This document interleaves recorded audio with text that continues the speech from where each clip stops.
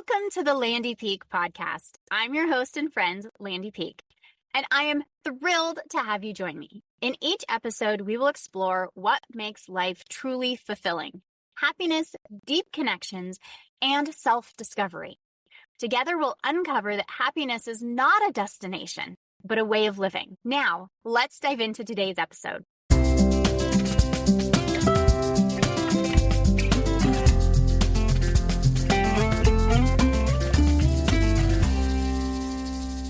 Have you ever experienced when someone, perhaps even you, blows up at something that feels so trivial and it's like, oh my gosh, where'd that come from? Perhaps it's a kiddo coming home from school and you just say, can you hang your backpack up instead of throwing it on the floor? And they're exploding. It's a volcano. Or perhaps it's you and you are walking in the door at home and you're trying to cook dinner and somebody asked you where the socks are and it's like, and it's done. And you're like, why? Why did I explode on something so little? Well, I've learned as I've been training our wild Mustang, Denny, and through Warwick Schiller's work, who is an incredible horseman, that it has everything to do with 13 rabbits. Welcome back to the Landy Peak podcast. I'm your friend and host, Landy Peak, and today I am sharing a little bit of the psychology behind the horse training that I am doing and learning. Because as I've really immersed myself in this world, I'm seeing how it really overlaps into our day-to-day human interactions that are blindsiding us and we can't figure out why. So Warwick Schiller is an incredible horseman and he does a lot of training around working with horses, and he has a different approach than most. His is very much relational based and attunement based, which means that we're building a relationship with the horse. The horse is our partner in the interaction. It's not just somebody that needs to fall in line and be obedient in what we're asking them to do. And really tuning in that attunement piece to what's going on with their systems. And as I have learned from him, I'm seeing so much overlap into how I parent and my relationships and how I am showing up in the world. And so I really wanted to share because there's such big ahas that I think are going to really change your life. So attunement is when someone feels heard, seen, felt, and got. So what that means, and think about in your own life, when, if ever, was there a moment in time where you truly felt someone was attuned to you? Somebody really saw you, really heard you, really felt, and you felt like they got you. So your feelings were felt and you were gotten, like truly understood. It doesn't happen, I think, as often as we are craving. And I think it is one of the big missing pieces in a lot of relationships, especially partner relationships that fall apart. And it's because we're craving the attunement. We want to be seen, heard, felt, and fully gotten. And so if we think about that in our relationships with our kiddos, with our partners, right? I think as women and moms, a lot of times we are attuning to other people, but we often don't have the experience of other people attuning to us. So as I've worked with Denny, I've really learned that when I am in that paddock with her, there are 4 beings that I need to attune to. And oftentimes when we're working with humans, when we're working with other people or in groups, we forget that there are all of these beings that we need to attune to. So in our paddock, I need to attune to Denny, the horse. I need to attune to my daughter. I need to attune to my son because 99% of the time, they are out there with me and working with me. And I need to attune to myself. Where am I? So one of Warwick's big principles is that you work with the horse that you have today. So what that means is that you are working with the horse who is showing up, not what you got accomplished yesterday or the day before, but actually the horse that is showing up. So just because I got a halter on Denny yesterday does not mean it's going to be easy to get a halter on her today. Just because my kiddos in the morning when I'm saying, okay, get ready, and I can say, you have 15 minutes. I need you to brush your teeth, brush your hair, get your clothes on, and put your shoes on. And yesterday, they're like, great, Mom did it without anything. And today when I said it, it's a complete meltdown and we have a kid laying on the floor. That is because I wasn't working with the kid or the horse that I have today. And what that really means is that every single day, we have different levels of stressors. We have different amounts of sleep, food, like how tired are they? How hungry are they? How stressed out are they? How distracted are they? What is going on in their systems? And relationally, what has gone on between us? Have I been extra snappy? Have I been a little short? Have I been distracted? And I really, really see and understand this in a really different way going through perimenopause, because the me that shows up every single day is different.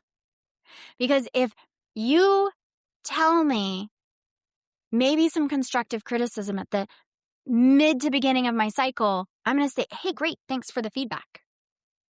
But if you tell me that same constructive feedback right before my period, I'm going to be crying because I let you down and you hurt my feelings. You said the exact same thing. You did the exact same thing. I was a different human that day. So when we're going in and we're working with working with the horse that you have today, working with the kid that you have today, working with the you that you have today, it shifts how we are seeing things. So instead of coming in with a set agenda and being railroaded because that can't happen, we are seeing a bigger picture. And so as we work with the horse that we have today, the expectations shift. Because just because it was easy yesterday, I'm not walking in expecting it to be easy today. I'm going to tune in and see what's going on. Are we doing our training session right before dinner and she's hungry? I don't know what's gone on in the rest of her day. Do we have extra distractions? Really tuning in and not having the expectation sets everyone up for success and no one up for failure. But we don't do this in our own lives, right? We expect ourselves to show up in the exact same way every single day of our cycle, when you and I know that's not the case. Sometimes in our cycle, we have more energy. Sometimes we're more sensitive. Sometimes we're more emotional, right? If we allow our own selves to work with the person that you are today and give yourself the grace to be like, I just don't have that in me today. Even though I did it for the last 3 days, today, it's not there. So as we're working with that relationship, right? So Warwick Schiller talks about relationship before horsemanship. So building that relationship before we're asking tasks, as well as working with the horse you have today and being attuned. And so as I am coming in and I'm listening to his work, I am taking his course, I'm reading his book, read his book. It's phenomenal work. And he uses a lot from human psychology into the horse world, which is so cool. So we're looking at attunement. We're looking at relationship. We're looking at nervous system. And horses have the mammalian nervous system. So they go into fight, flight, or freeze, just like humans. And there's so many horses, and I believe especially kiddos, who go into a freeze state because they have no other option. We're forced to do something, so we can't get away from it, and you shut down. Now, I saw this really, really big with women who experience birth trauma, because you can't run from birth. You can't fight birth. The only way, if you're going to get out of that situation, is to shut down or disassociate. And I see that a lot in horses and in humans. And so one of the things, as I've worked with this week and noticing that stresses were a little higher, and there were a couple of days when I ended up working alone with Denny. And typically it has been me, my son Isaac, and my daughter Tegan working with her. And Isaac got roped into this because he has to be with us, and I didn't have childcare. So as we're sitting and coming into this, we hit a day where I had an agenda. I needed to go out and work with the horse. And I had 2 kiddos who it was over 90 degrees. It was hot. It was 4 or 5 o'clock in the afternoon. We're done. We're maxed out. We're hungry. We're tired. And I had the expectations that they were going to go in and do what we've been doing. And my son's been doing a lot of the videos for Instagram, which is fabulous. And they've both been working with the horse, and my daughter takes turns doing videos. So I'm in the video and I also video, right? So we've had this system, and all of a sudden the system collapsed. And I got grumpy. I got grumpy because I wasn't seeing the kids that I had today, or the me that I had today. It happened to be that time in my cycle where I was a little bit less of a buffer. And so I got grumpy at it. And it's like, you guys, this is what you're supposed to be doing. They didn't have it. And then I started working with the horse.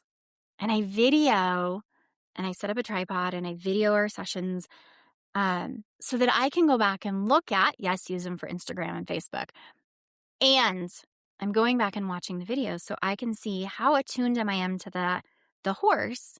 What am I doing? Because there are things that I do that I'm not aware of, right? We did a training session with the Wild Rose trainers, and I was working with a different horse than Denny. And as I was lunging her, the trainer's like, stop stepping back. And I'm like, I'm not stepping back.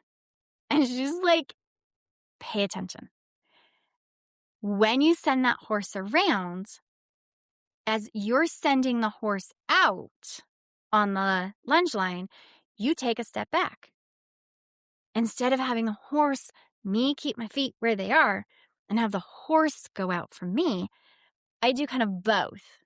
I had no idea I was doing it. So as I video, I can go back and watch myself and see, like, what am I doing? So it's been a really cool tool to be able to see how I'm working. Now, Warwick has a story and kind of a philosophy around 13 rabbits. So what it is he shares that in one of his trainings, he had a woman that came to him and said, I have a crazy horse. Can you help me?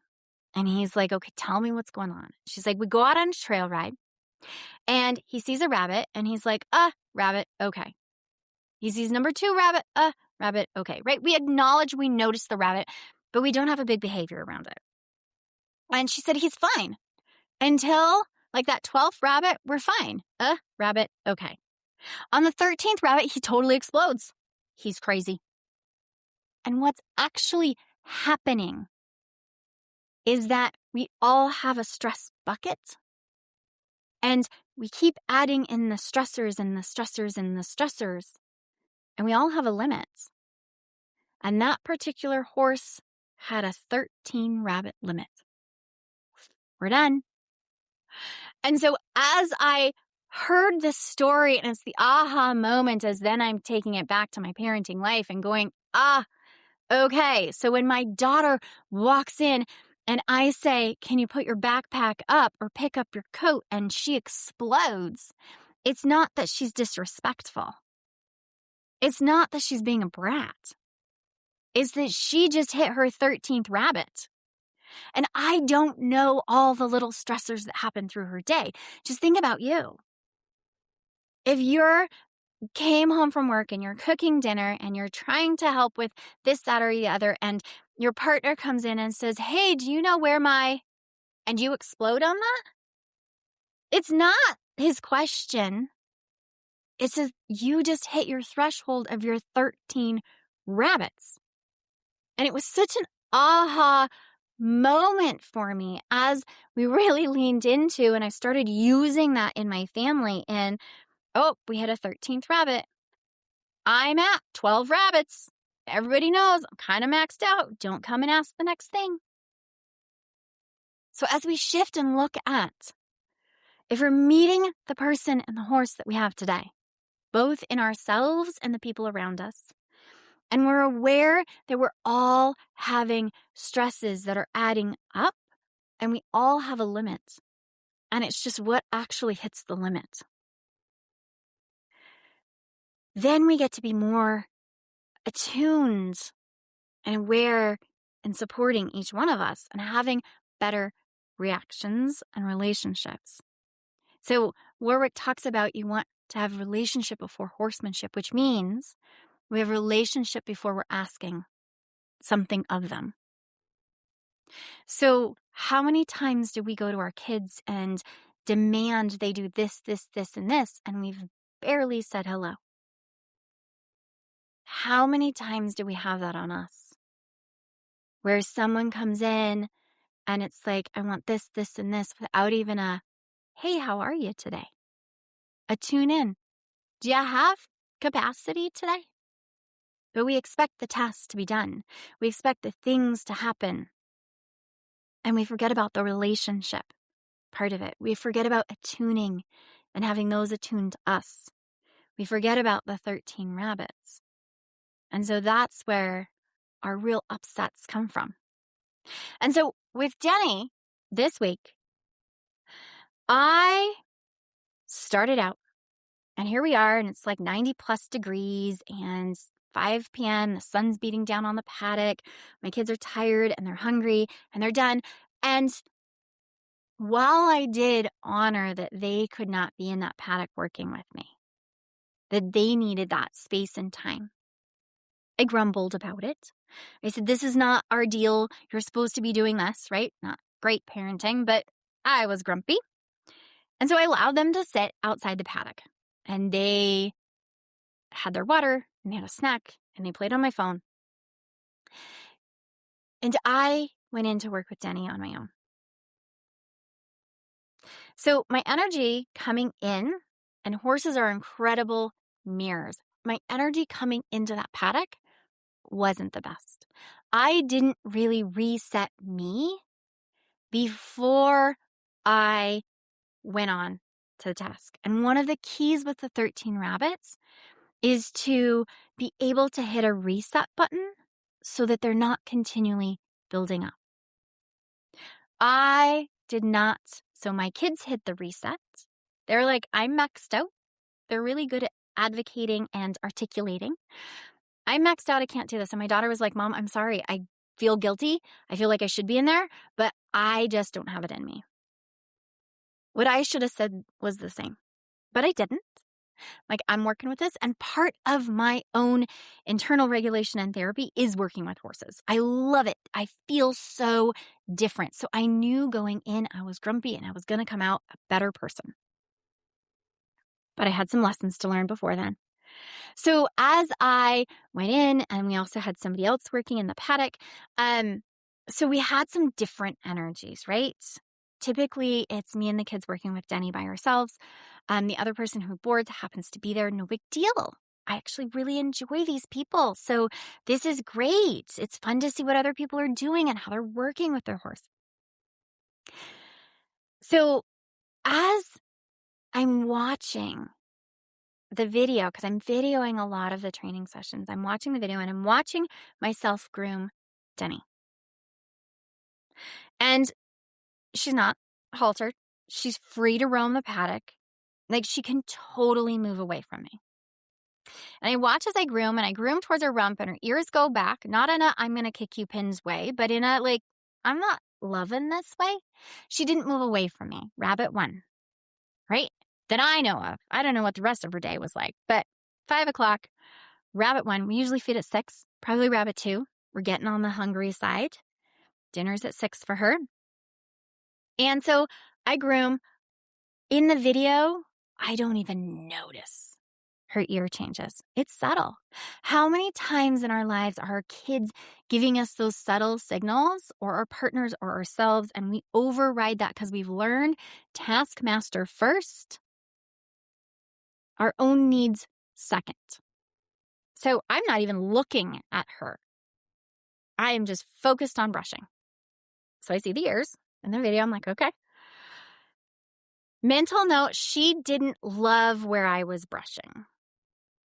And I move on.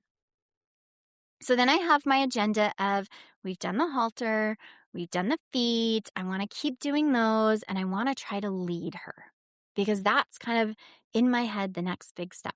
Should I have been doing something new in that moment? Absolutely not. I wasn't in this space. She probably wasn't in this space. But I had my own internal agenda. And I can tell you, as a therapist, every single time I met with a client and I had my own agenda, those sessions flopped. You cannot have your own agenda. You cannot say, we're going to work on this, this, and this today. And as type A people that want to be prepared, we love doing that. And we're not meeting the human or the horse that we have today. And my therapy sessions became so much more powerful when I let go of what I wanted and I thought, and I went in there and met the human that saw me that day. So I wasn't doing that with Denny. I wasn't picking up on those subtle cues. And I was talking with a phenomenal woman named Amy Budd today. And she has Clydesdales, and she works with business humans around leadership, because horses are our mirrors. And so if you walk into the arena and you have a timid energy and you're supposed to be a leader, like, the horse isn't going to listen to you. They're not going to pay attention. But as you shift your energy, you're going to get that horse to connect with you and bring in, and be able to willingly want to participate with you, because we are in a relationship with the horse. And so Amy was telling me a story about how she was doing a training with a team. And so it's a leadership team. And she helps you figure out what kind of leader you are naturally, not what you think you are. And so she has this team working together, and there's 4 humans and a horse. And they have to drive this horse. So all 4 humans are on ground, and they have to drive the horse through an obstacle course. Now, the really interesting thing here is she lets them go and starts, right? And these are a team that have already worked together. They cannot see each other because the horse is physically big enough that the people at the front cannot see the people at the back, and the people at the back cannot see the people at the front. So you have to communicate. And they're going through, and they can't get this horse to go through the obstacle course. And so she pauses them. And as they're talking, she's like, you're doing all of this without your 5th member as part of it. And they're like, what? She's like, the horse. The horse is part of your team. And I see this so much, especially as a pediatric therapist. And here's a little soapbox. When we are working with kiddos, it's like that horse. As adults, we are doing all of the work around them, expecting them to do what we are asking, but we are not involving them as a team member. We are not necessarily working with the kiddo that we have today. We're working with our agenda and our expectations. And so once they started seeing the horse as a team member, tuning into what the horse liked and disliked, what the horse was ready for, what the horse wanted to do, and they really started to work as a team, she said they were able to complete the obstacle course. But so often in horse training, we are looking at the horse as something that we work with, and they follow our orders. And if not, they're disobedient. And we look at kids the same way, right? We expect that they're just going to do what we tell them to. And as a parent, oh my God, would I love my kids to just do what I told them to the first time. But in those moments, I'm not paying attention to who they are today, the kid that I'm working with today. And I'm not aware of how many rabbits that they have accumulated in the day when I make those demands. And so here I am with Denny. And I noticed that in the video, didn't notice at the moment, noticed in the video, she wasn't super happy. But she didn't move away, right? It's not a big enough stressor that she's going to move away. She's going to move her ears, and that's it. So continue grooming. And then I decided we're going to work with lifting her feet, because that's a goal that we have to do. So I go around and I lift her feet, and I notice she does it, but she also isn't so happy about it. Not that she does anything overtly, but she I lift her foot and she tries to put it down right away. And she turns around and she kind of bonks me with her nose. I'm not tuning in. So say we have 2 or 3 rabbits that we're building for Denny right now. I'm also not tuning in to me, and I haven't reset my nervous system from the kind of grumpies that I had around my kids, from whatever else went on my day. I've just kind of carried my bucket through. So I'm not attuning to me or Denny in this moment. So then I go to put on her halter, and she puts the halter on great. I go to tie it. She doesn't love as I'm kind of fiddling with it to tie it. She has a rope halter that I tie. And she starts to move away from me when I tie it. I just followed her and kept tying. Did I notice in any of those moments that she was giving me signals I am not loving this? No.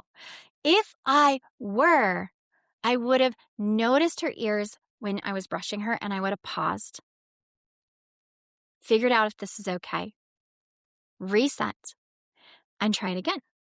If I had noticed with her feet, instead of just rushing through to do foot by foot by foot, I would have paused. I would have let her reset between each foot. I would have let myself reset, and I would have moved on, right? The halter, I would have paused. I would have let her settle, and then I would have continued tying instead of just following her after. She's telling me very plainly, if you're moving away from somebody, you're telling them very plainly, I don't want to do this. This isn't what I want to do today.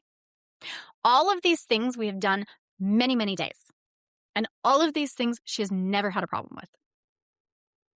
So my energy was definitely impacting her energy, and horses are 100% your mirror. So one of the reasons I love working with humans and horses together is because horses are your mirror. Where humans might mask, if you go in grumpy, the horse is going to mirror that. If you go in scared, the horse is going to mirror that. And so they are incredible in telling you what is going on with your own system if you pay attention. So I get the halter on and I start leading her around, and she goes to reach out and bite me. Oh my gosh, what a bad girl. Nope. She's not being a bad girl. She's using horse language, and I have already ignored her signs that are saying, I don't like this. I don't want this. I don't want this. And she would stop as I'm leading her, and I would, get her to walk again instead of pausing, saying, I don't love this. Let's reset. Let's shift. Let's give you a minute. Nope. I kept going. And so she tried to bite me. And what do? Don't bite, right? This isn't. And so what do? Do I pause in that moment and say, here's a signal. She's really telling me she doesn't like what we're doing. Nope. I kept going. I had my own internal agenda, and I wasn't attuning to anyone's needs, including my own. And so here we go. So I'm working with Lady. And then I decide we're going to do fly spray because there's fly spray out there. And my kids are content to sit there. And so here I am in, and I'm working on stuff, and I want to get stuff done. And I'm like, well, let's try fly spray. And I'd worked with water in a squirt bottle for the last couple of days, and she'd been fine with it. She stood there. Honestly, Denny has been fine with 99% of the things that we have done with her. This was my first rough day. And it was the first day I was not regulated myself when I went in the paddock with her. I wasn't attuning to any of the cues that she kept telling me. So I got out the fly spray, and we'd used water before, and I let her see the bottle, different bottle. We've used a water bottle before, and now it's a fly spray bottle, and let her smell it. She was okay with it. And then I just went and squirted her, and she bolted. And as she took off, I'm holding the end of the lead rope, which then at some point we hit end to end, and she spins around and pulls me. And not enough that I stumble or fall or anything, but enough that I felt the pull. Here's what I now have to do, because I breached her trust in that I'm an attuned person and watching her. She's told me multiple times she doesn't like what she's doing. She doesn't like what I'm doing. I ignored. I had my agenda. I kept pushing through. So now, instead of having something that should have been so easy because she accepted the water, I have to backtrack and piece apart what went wrong. Now, did I let her fully settle after she bolted? No. One of Warwick's terms is never go to bed angry. And he doesn't mean actually going to bed angry. What it is we have to let our nervous systems hit reset. Okay. Kate Northrup talks about metabolizing the stress. So we're not just adding to the bucket. So now my Denny girl is, 10 rabbits in, and I'm still oblivious. And so I go to my logical thinking brain and, okay, we've got to pick apart what went wrong with the fly spray. Is it the bottle? So I set the bottle on the ground. Can we walk by the bottle? Yes, we can walk by the bottle. Is anybody else exhausted from just hearing everything that I did in this session? Because I am, as I'm repeating it, going, holy shit, I should have stopped multiple times, but I didn't. And I think we do. We put our blinders on and we go. We have that agenda. We have to get done. Check, check, check. And so I put the bottle on the ground and we walked past it and she was fine. And I held it and we got to the fine. And I'm like, okay, so it's not the bottle, right? Is it, this bottle happens to be full. The water bottle I used was not. Is the sloshing sound? So I slosh it. She's fine. We're building rabbits here. She's not actually really fine. They're all little micro stresses. Because as I watch and really attune after the fact, she's giving me subtle signs I'm not okay with this. And so I am working with the system that is just adding on rabbits. And so we get to the point, okay, I'm fine with that. I'm fine with that. I'm fine with that. And then what I do is, and then I move my arm like I'm spraying her. Nope, the movement seems fine. I spray it beside her. The smell seems fine. And then I go to spray her and boop, we take off. I wasn't super in tune with each stage. Yes, she was standing there. Yes, she was tolerating it. At some point, we hit 13 rabbits and she bolted and we hit the end of the rope and I got pulled and she pulled around. And it was a big deal in the sense that, oh my gosh, we'd never had her react like this. We've never had anything big. She's never really spooked. we've never had any, this is the first time she's really reacted like this. She's just accepted everything. Whose fault was it? 100% mine. Because she had told me multiple times, I'm not loving this. And I ignored it. I had my agenda and I was going for it. It wasn't also in tune to my own body because after she bolted, my heart rate shot up. And I'm like, oh, let's take a minute. And as we took a minute, and I breathed, and she breathed, I realized how much tension I was holding too. And so with 13 rabbits, all of these little things that we were doing, and without my kids in the paddock with me, I didn't realize how much of a buffer they were, how much of a reset, because I can't just do things back to back to back because I have kiddos. I have kiddos that want to try. So we pause and I talk things through and then they get to try and they're feeding her and they're talking and it's a much different pacing. So if I've stressed Denny in the past, she's had micro reset spaces and times just naturally built in because they just like feeding her. So they're just going to feed her and we're going to sit and talk as I try to get through things. And you just don't do anything fast with kids.